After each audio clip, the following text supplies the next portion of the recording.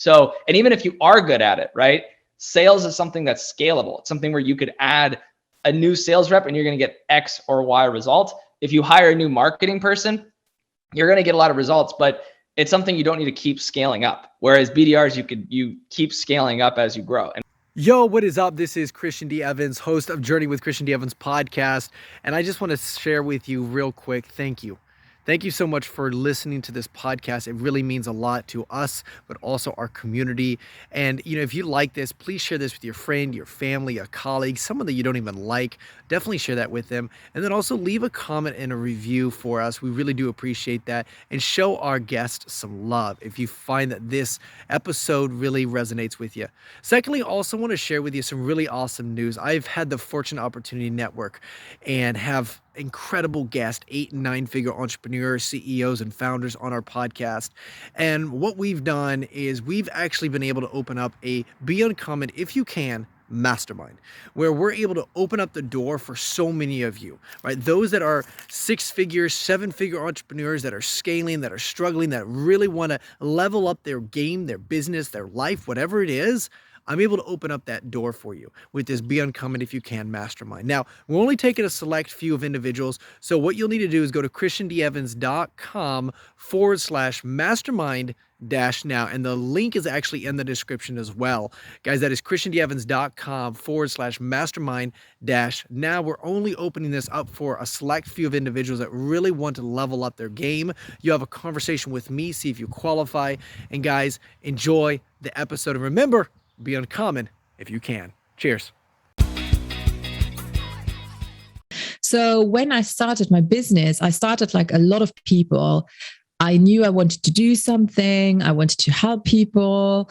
I also knew that I really wanted to live my life independently and that I didn't want to go back to a regular 9-to-5. But that was pretty much it. I had no idea about marketing. I didn't know finances at all. Like if I think back to it now, I had no clue. And there's no financial literacy courses here in our high schools or anything like that. So I had no clue, didn't know anything about mindset, money mindset, nothing. So I think as I worked my way through this new world of wearing all the hats as a solopreneur digitally, I invested a lot of money in a lot of different things. Some I'm grateful for all of them. There's always a lesson to be learned, correct?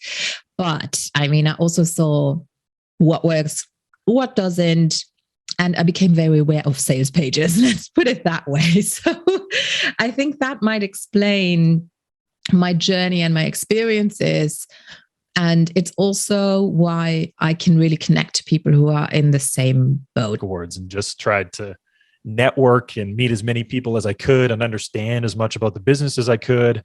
And then from there, it was, writing, collaborating, meeting people. Networking was a big piece of that. Really what we've learned is that finding very talented people across the globe and helping match them to very hungry and fast growing organizations is an incredibly good opportunity for scale. And so that's what we've been doing, and it's been working really well. So that's really our focus. And then on top of that, obviously, like the software that I'm building and we're rolling out is going to really help with, continuing to scale all those efforts simultaneously. I continue to say, be really, really careful about what you choose to believe, because a lot of these filters are giving you false realities. And I'm really glad, Dove Self-Esteem, Dove does an amazing job around self-esteem and, showing you what it is, what self-esteem is and what it isn't, and what is truth and what's not, and kind of deconstructing, if you will, a photograph. In other words, a fully worked over or a fully worked photograph image, right? And they'll show it to you and she's gorgeous. And then they start taking away all the pieces that they fixed and all the layers that, that were put on top. And it's amazing to see what the original picture looked like. And it's like, wow, okay.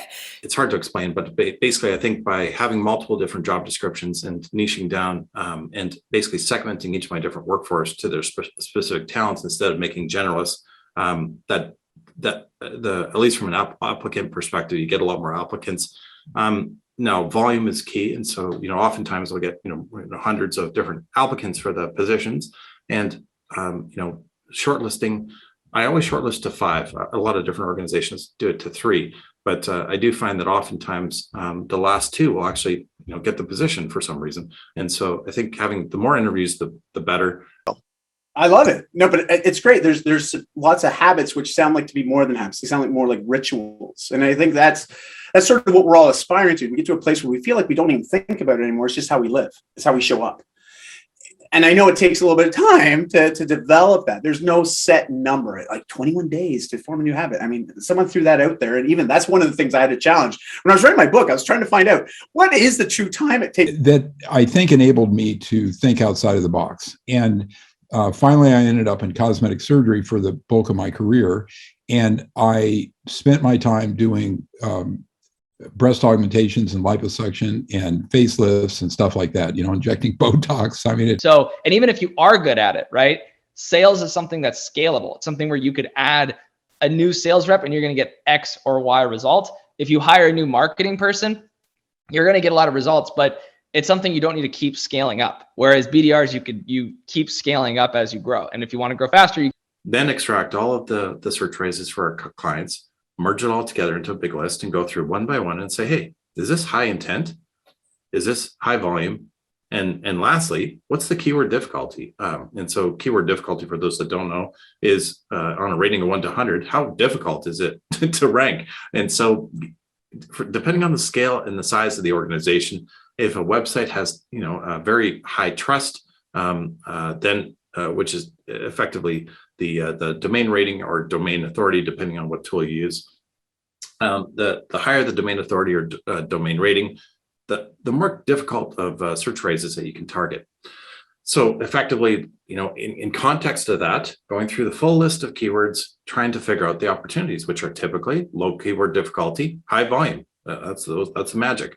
Number 2, looking at all the keywords in the context of you, in principle, if you're a grocery store, you want to have foods. And of course, Google knows what are foods and what are not foods. And they know that based on all of the other grocery stores that are out there. And so the secret is kind of niching down and trying to target each of the different search phrases in your niche to create that massive word cloud of search phrases around your organization. Hey, stop. This is Christian D. Evans, host of Journey with Christian D. Evans podcast. And I just want to say personally, thank you for listening to our podcast. And, if you love what you're hearing right now, please, like this, share this, and show some love to our guest and write a review and, share this with your friend, your family, someone that truly needs it, because at the end of the day, you can make an impact in that person's life by sharing their story with that individual. And again, if you're a new guest, welcome to our community. We're so excited. We're so just honored.